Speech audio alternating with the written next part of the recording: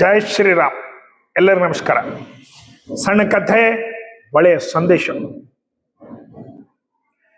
ಈ ದಿನಗಳಲ್ಲಿ ಸಾಧಾರಣವಾಗಿ ನಾವು ಅಲ್ಲಲ್ಲಿ ನೋಡ್ತಾ ಇರ್ತೀವಿ, ಭಕ್ತಿ, ಪೂಜೆ, ಪುನಸ್ಕಾರ, ದೇವಸ್ಥಾನಗಳಿಗೆ ದರ್ಶನ, ತಿರುಪತಿ, ಶ್ರೀಶೈಲ, ಶಿರಡಿ ಸಾಯಿಬಾಬಾ ಇಂಥ ಅನೇಕಗಳಲ್ಲಿ ವಿಪರೀತವಾದಂಥ ರಶ್ಶು.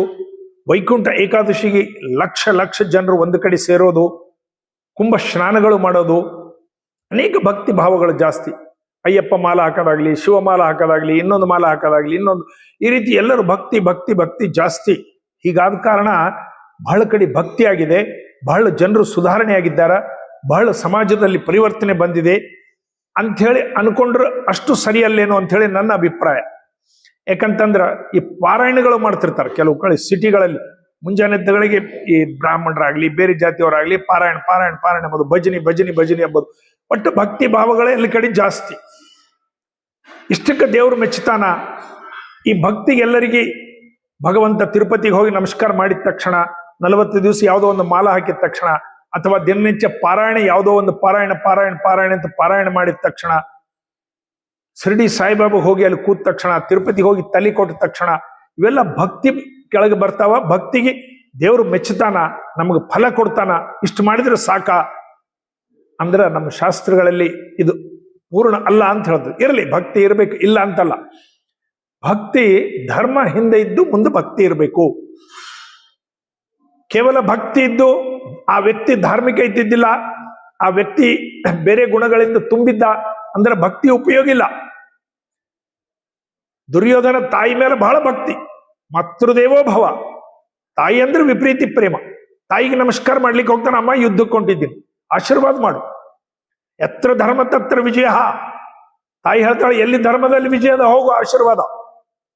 ನೀನು ಗೆದ್ದಿತಿ ಅಂತ ಆಶೀರ್ವಾದ ಮಾಡಿಲ್ಲ. ಗಾಂಧಾರಿ ಗುರ್ತಿತ್ತು ಇವ ದುರ್ಮಾರ್ಗ ಇದ್ದಾನಂತಂದು. ಎಲ್ಲಿ ಧರ್ಮದೋ ಅಲ್ಲಿ ವಿಜಯ ಅದ, ಹೋಗು. ರಾವಣ ಶಿವ ಭಕ್ತ, ರಾಮನ ಯುದ್ಧಕ್ಕೆ ಶಿವಕ್ಕೆ ಸಪೋರ್ಟಿಂಗ್ ಬಂದಿಲ್ಲ. ನನ್ನ ಭಕ್ತಿಗೆ ಯಾಕೆ ಹೊಡಿತಿ ಅಂತ ಬಂದಿಲ್ಲ. ದುರ್ಮಾರ್ಗ ಅಂತ ಗುರ್ತಿತ್ತು, ಶಿವಗಳು ಗುರ್ತಿತ್ತು, ಭಕ್ತ ಇದ್ದ. ರಾವಣ ಶಿವ ಭಕ್ತ, ದುರ್ಯೋಧನ ಮಾತೃ ಭಕ್ತಿ. ಇವರೆಲ್ಲ ಭಕ್ತರು ಇದ್ದಾಗ ಕೂಡ ಧರ್ಮವಾಗಿ ಇದ್ದಿದ್ದಿಲ್ಲ. ಇವರ ಹಿಂದೆ ಧರ್ಮ ಇದ್ದಿದ್ದಿಲ್ಲ, ಕೇವಲ ಆಡಂಬರವಾದಂತ ಭಕ್ತಿ ಇತ್ತು. ಅದಕ್ಕೆ ದಾಸರಿಗೆ ಗುರ್ತಾಯ್ತು ಏನೋ ಅವ್ರ ಪಾಪು. ಉದರ ವೈರಾಗ್ಯವಿದು, ನಮ್ಮ ಪದುಮನಾಭನಲ್ಲಿ ಲೇಷ ಭಕ್ತಿ ಇಲ್ಲ.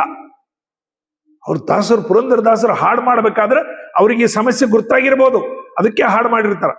ಅನೇಕ ದಾಸರು ಹಾಡುಗಳಲ್ಲಿ ಇದೇ ರೀತಿ ಮಾಡಿದ್ದಾರೆ.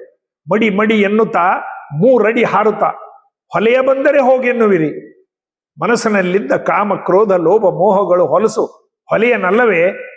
ದಾಸರು ಮಾಡಿದ ಪದ್ಯ, ನಾವು ಮಾಡಿದ್ದಲ್ಲ, ಇದೆಲ್ಲರೂ ಅವ್ರು ಮಾಡಿದ್ದಾರೆ.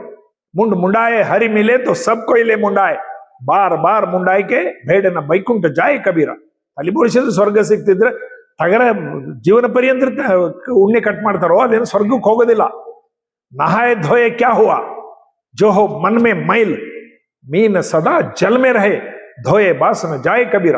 ಏನ್ ಬಾ ಸ್ನಾನ ಮಾಡ್ತೀಯ, ಮಡಿಲಾದಿ ಮಡಿಲಾದಿ ಅಂತ ಏನ್ ಮಡಿ ಆಗ್ತದೆ? ನಿನ್ಕಿನ ಹೆಚ್ಚು ಗಂಗೆ ಒಳಗಿರ್ತದೆ ಮೀನ. ಒಮ್ಮೆ ತಿಕ್ಕಿ ನೋಡಿ ಎಷ್ಟು ವಾಸನೆ ಇರ್ತದೆ. ಹೋಗೋದಿಲ್ಲ ತಮ್ಮ, ಮನಸ್ಸು ತೊಳಿಬೇಕು. ಇವರೆಲ್ಲ ಸಂತರು ಮಹಂತರು ಇವರೆಲ್ಲ ಹೇಳಿದ ಮಾತುಗಳು. ನಮ್ಮ ಮನಸ್ಸು ಶುದ್ಧಿ ಇರ್ಲಿ, ನೀವು ಧಾರ್ಮಿಕವಾಗಿರ್ರಿ, ಧರ್ಮದ ಜೊತೆಗೆ ನೀವಿರ್ರಿ. ನೀವು ಧಾರ್ಮಿಕ ಇಲ್ಲದೆ ಸಿನಿಮಾಗಳಿಗೆ ವಿಲನ್ಗಳು ತೋರಿಸ್ತಾ ಇರ್ತಾರ, ಭಯಂಕರ ಭಕ್ತಿ ಮಾಡ್ತಿರ್ತಾರ, ಭಸ್ಮ ಹಚ್ಚಿರ್ತಾರ, ಕೊಳಗೆ ರುದ್ರಾಕ್ಷಿ ಇರ್ತಾರ, ದಿನ 20 ಮರ್ಡರ್ ಮಾಡ್ತಿರ್ತಾರ. ಲಾಸ್ಟಿಗೆ ಅವನು ಹೊಡಿಸ್ಕೊಂಡು ಸಾಯ್ತಾರ. ಅವನೇನ್ ಧ್ಯಾನಕ್ಕೆ ಕೂತಿರ್ತಾನ, ಇದು ಮಾಡಿರ್ತಾನ, ಕೈಯಾಗ ಕೊಳ್ಳಾಗ ರುದ್ರಾಕ್ಷಿಗಳು.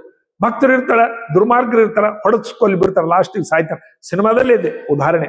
ಅಂದ್ರ ಭಕ್ತಿ ಜೊತೆಗೆ ಧರ್ಮ ಹಿಂದೆ ಇದ್ರೆ ಮಾತ್ರ ಇದು ಧರ್ಮಂ ದಶಲಕ್ಷಣ. ಧರ್ಮದ 10 ಲಕ್ಷಣಗಳು ಗೀತೆಯಲ್ಲಿ ಹೇಳಿದ್ದಾರೆ. ಶಮ ದಮ ಶಪ ಶುಚಿತ್ವ ಸರಳತೆ ಸ್ಥೈರ್ಯ ಮನೋನಿಗ್ರಹ ಇಂದ್ರಿಯ ನಿಗ್ರಹ, ಎಲ್ಲದಕ್ಕಿಂತ ವಿಶೇಷವಾದಂತ ಪರೋಪಕಾರ. ಈ 10 ಲಕ್ಷಣಗಳ ನಿನ್ನಲ್ಲಿ ಇದ್ದು ನೀನು ಧಾರ್ಮಿಕ ಇದ್ದಿ, ಭಕ್ತಿ ಭಾವದಿಂದ ಇದ್ದಿ ಅಂದ್ರೆ ಮಾತ್ರ ಭಗವಂತ ಮೆಚ್ಚುತ್ತಾನ, ಫಲ ಕೊಡ್ತಾನ. ಕೇವಲ ಪೂಜಾ ಮಾಡ್ತಾರ್ರಿ, ಪಾರಾಯಣ ಮಾಡ್ತಾರ್ರಿ, 18 ಅಧ್ಯಾಯ ಗೀತಾ ಓದ್ತಾರ್ರಿ, ಅದ್ರ ಪಾರಾಯಣ ಮಾಡ್ತಾರ್ರಿ, ಅದು ಹಾಕತನ ಬಾಯಾಗ ನೀರ್ ಹಾಕೋದಿಲ್ರಿ, ಮಡಿಲಿರ್ತಾರ್ರಿ, ಒಪ್ಪತ್ತೆ ಊಟ ಮಾಡ್ತಾರ್ರಿ. ಇದಕ್ಕೆ ಏನೂ ಆಗೋದಿಲ್ಲ. ನೀನು ಒಪ್ಪತ್ತನ ಉಣು, 3 ಸಲನೂ ಉಣು, ಉಪವಾಸರು ಸಾಯತನ ಉಪವಾಸರು, ಏನೋ ಅದಕ್ಕೆ ದೇವರು ಬೇಕಾಗಿಲ್ಲ. ಅದ್ರ ಹಿಂದಿರ್ತಕ್ಕಂಥ ಇಂಟೆನ್ಷನ್, ಅದ್ರ ಹಿಂದಿರ್ತಕ್ಕಂಥ ಉದ್ದೇಶ. ಎಡಗೈಯಲ್ಲಿ ಕಾಗಿ ಹೊಡೆದಿಲ್ಲ, ದಾನ ಇಲ್ಲ, ಧರ್ಮ ಇಲ್ಲ, ಏನಿಲ್ಲ. ಸಂಗ್ರಹ ಸಂಗ್ರಹ ಸಂಗ್ರಹ ಸಂಗ್ರಹ ತಂದು ಮನೆಯಲ್ಲಿ ತುಂಬಿ ತುಂಬಿ ತುಂಬಿ ರೊಕ್ಕ ಜಮಾ ಮಾಡ್ತಿದ್ವಿ. ಬಂಧು ಬಳಗದ ಜೊತೆಗೆ ಸಮಯ ಕೊಡೋದಿಲ್ಲ, ಬ್ಯಾನಿ ಬಿದ್ದವ್ರಿಗೆ ಮಾತಾಡಿಸೋದಿಲ್ಲ, ಯಾರೇ ಹಾಸ್ಪಿಟಲ್ ಬಿದ್ದರು ಹೋಗೋದಿಲ್ಲ. ಇವು ಮಾತ್ರ ಬಹಳ ಮಾಡ್ತಿದ್ವಿ. ಆರಾಧನೆ ಮಾಡ್ತಿ, ಪೂಜೆ ಮಾಡ್ತಿ, ಜಪ ಮಾಡ್ತಿ, ಧ್ಯಾನ ಮಾಡ್ತಿ, ಪಾರಾಯಣ ಮಾಡ್ತಿ, 40 ದಿವಸ ಉಪವಾಸ ಇರ್ತಿದ್ವಿ, ಒಂದೇ ಕಾಲ ಮೇಲೆ ನಡೀತಿ, ಎರಡೇ ಕಾಲ ಮೇಲೆ ನಡೀತಿ. ಇದರಿಂದ ಏನೂ ಲಾಭ ಇಲ್ಲ. ಧರ್ಮ ಹಿಂದೆ ಇರಬೇಕು, ನೀನು ಧಾರ್ಮಿಕವಾಗಿರ್ಬೇಕು, ಧರ್ಮದ ದಶಲಕ್ಷಣಗಳು ಸ್ವಲ್ಪ ಆದ್ರೂ ನಿನ್ನ ಹತ್ರ ಇರಬೇಕು, ಆಗ ಮಾತ್ರ ಜ್ಞಾಪಕ ಮಾಡ್ತಾರೆ ನೀವು. ಹಿಂದಕ್ಕೊಬ್ಬ ರಾಜ ಇದ್ದ. ತಿರುಪತಿ ಒಳಗೆ ಇವತ್ತಿಗೆ ಓಡ ನೈವೇದ್ಯ ಅಂತ ಕೊಡ್ತಾರೆ. ಅಂದ್ರೆ ಒಂದು ಬೋಕಿ ಒಳಗ ಮೊಸರನ್ನ ತಿರುಪತಿ ನೈವೇದ್ಯ, ಒಡೆದ ಬೋಕಿ. ತಿರುಪತಿ ತಿಮ್ಮಪ್ಪ ಇವತ್ತಿಗೆ ಕೊಡ್ತಾರ. ಒಬ್ಬ ದುಷ್ಟ ರಾಜ ಇದ್ದ, ಅವ ಭಯಂಕರ ಇದ್ದಿದ್ದ. ದಿನ ಒಂದು ಬಂಗಾರದ ಹೂವ, ನಾಕಾರ ಬಂಗಾರದ ಹೂವ ತಿರುಪತಿ ಅಲ್ಲಿ ಮನೆಯಲ್ಲಿ ತಿಮ್ಮಪ್ಪಗೆ ಪೂಜೆ ಮಾಡಕಲ್ಕ ಏರಿಸ್ತಿದ್ದ. ದುರ್ಮಾರ್ಗ ಇದ್ದ, ರಾಜ ಇದ್ದ, ಭಕ್ತಿ ಇತ್ತು, ಬಂಗಾರದ ಹೂವುಗಳೇ ಏರಿಸ್ತಿದ್ದ. ದಿನ ಬೆಳಗಾಗದ್ರೆ ಒಬ್ಬ ಮಣ್ಣಾಗಿ ಹೋಗ್ಲಿಕ್ಕತ್ತು. ಆಶ್ಚರ್ಯ. ಒಬ್ಬ ಸಂತರಿ ಕರೆದು ಕೇಳಿದ್ರು, ನಾನ್ ದೊಡ್ಡ ಭಕ್ತ, ವೆಂಕಟೇಶ್ವರ ಭಕ್ತ, ನಾ ದಿನ ಬಂಗಾರದ ಹೂವುಗಳ ಏರಿಸ್ತೀನಿ, ಬೆಳಗಾಗದ್ರೆ ನೋಡಿದ್ರೆ ಮಣ್ಣಾಗಿ ಬಿಡ್ಲಿಕ್ಕತ್ತವ, ಏನ್ ಕಾರಣ, ಎಲ್ಲಿ ತಪ್ಪಾಗ್ಲಿಕ್ಕತ್ತದ? ಅವ್ರು ಹೇಳಿದ್ರು, ನಿನ್ ದುರ್ಮಾರ್ಗ ಆಚರಣೆಗಳು ಬಂದ್ ಮಾಡಿದ್ರೆ ಪರಮಾತ್ಮ ಒಪ್ಪಬೋದಪ್ಪ, ಇದ್ರದ್ದು ಏನೋ ರಹಸ್ಯ ನೋಡೋಣ ಅಂತೇಳಿ ಎಲ್ಲಾ ಕಡೆ ನೋಡಿದ್ರೆ ಅವ್ರಿಗೆ ಗುರ್ತಾಯ್ತಂತ. ಒಬ್ಬ ಕುಂಬಾರ ಮಣ್ಣಿನ ಹೂವುಗಳನ್ನು ಮಾಡಿ ಬಹಳ ಭಕ್ತಿಯಿಂದ ಭಗವಂತ ಏರಿಸ್ತಿದ್ದ. ಮಣ್ಣಿನವೇ ಹೂವು ಮಾಡ್ತಿದ್ದ. ವೆಂಕಟರಮಣನೊಂದು ಇದು ಮಾಡಿದ್ದ, ದಿನಾ ಭಕ್ತಿಯಿಂದ ಮಣ್ಣಿನ ಹೂವುಗಳನ್ನು ತಿಮ್ಮಪ್ಪಗೆ ಏರಿಸ್ತಿದ್ದ ಕುಂಬಾರ. ಧಾರ್ಮಿಕ ಇದ್ದ, ಭಕ್ತಿ ಇತ್ತು. ಇದ್ದ ಭಕ್ತಿ ಇತ್ತು, ದುರ್ಮಾರ್ಗ ಇದ್ದ. ಕಾರಣ ಭಗವಂತ ಮೆಚ್ಚಲಿಲ್ಲ. ಅದಕ್ಕೆ ಆ ಕುಂಬಾರ ಮಾಡಿದ ಹೂವುಗಳ ಮಾತ್ರ ಭಗವಂತ ಒಪ್ತಿದ್ದಾನಪ್ಪ ಅಂದದಕ್ಕೆ ಓಡ ನೈವೇದ್ಯ ಅಂತ ಹೇಳಿ ಒಡದಂತ ಒಂದು ಬೋಕಿ ಒಳಗ ಇವತ್ತಿಗೂ ಮೊಸರನ್ನ ನೈವೇದ್ಯ ತಿಮ್ಮಪ್ಪ ಕೊಡ್ತಾರ. ನೋಡ್ರಿ, ಭಕ್ತಿಗೆ ಮೆಸ್ತಾನ. ಮೀರಾಗ್ಲಿ, ಬೇಡರ ಕಣ್ಣಪ್ಪ ಆಗ್ಲಿ, ಬೇಡರ ಕಣ್ಣಪ್ಪ ಕಾಲಿಟ್ಟು ಬಿಟ್ಟಿದ್ದ ಶಿವಲಿಂಗದ ಮೇಲೆ. ಅಧರ್ಮ ಆದ್ರೂ ಅವನ ಭಕ್ತಿ ಇದಕ್ಕೆ ಜಾಸ್ತಿ ಇತ್ತು, ಧಾರ್ಮಿಕ ಇದ್ದ ಮನುಷ್ಯ ಅಂತ ಹೇಳಿ ಇವ್ರಿಗೆಲ್ಲ ದೇವರು ಪ್ರತ್ಯಕ್ಷ ಆದ ಅಂತ ಹೇಳ್ತಾರ. ಅವ್ರಿಗೆ ಸ್ವರ್ಗ ಆಯ್ತು, ಅವ್ರಿಗೆ ಮುಕ್ತಿ ಆಯ್ತು, ಮೋಕ್ಷ ಆಯ್ತು, ಏನೋ ಒಂದು ಆಯ್ತು ಅಂತ ಹೇಳ್ತಾರ. ಅದರ ಭಕ್ತಿಯಿಂದ ಧರ್ಮ ಇರಬೇಕು, ಮನುಷ್ಯ ಧಾರ್ಮಿಕವಾಗಿರ್ಬೇಕು. ಅದರ ಮಾತ್ರ ಭಕ್ತಿ ನಿಮ್ದು ಉಪಯೋಗ. ಧಾರ್ಮಿಕ ಇಲ್ಲದ ಭಕ್ತಿ ಉಪಯೋಗ ಇಲ್ಲ.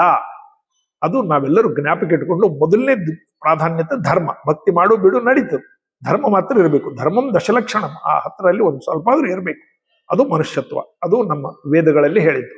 ಭಾರತ್ ಮಾತಾಗಿದೆ. ಎಲ್ಲರಿಗೂ ನಮಸ್ಕಾರ.